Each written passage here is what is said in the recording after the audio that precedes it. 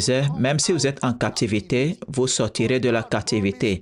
Parce que Dieu a promis à Abraham que même si tes enfants, par rébellion contre moi, seront emmenés captifs en Égypte, mais ils seront là-bas seulement pour 400 ans et je vais les faire sortir. Je vais les faire sortir.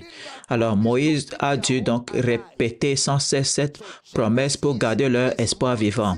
Alors Genèse, c'est le recueil d'enseignements de Moïse. Voyons une partie du sermon. Est-ce que c'est clair?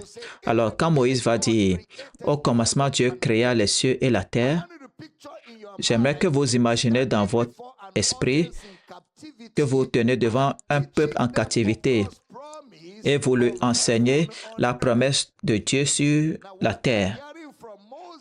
Ce qu'ils entendent de Moïse, ce n'est pas le ciel naturel qui vient sur la terre.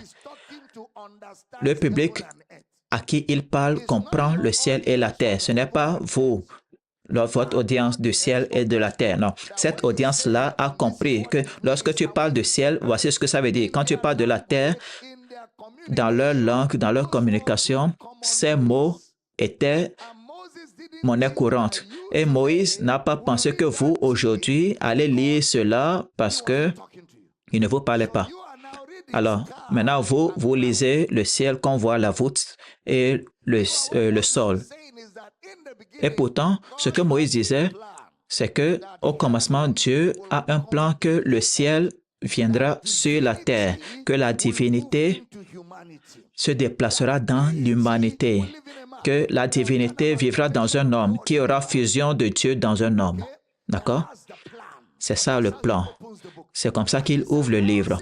Et maintenant, il annonce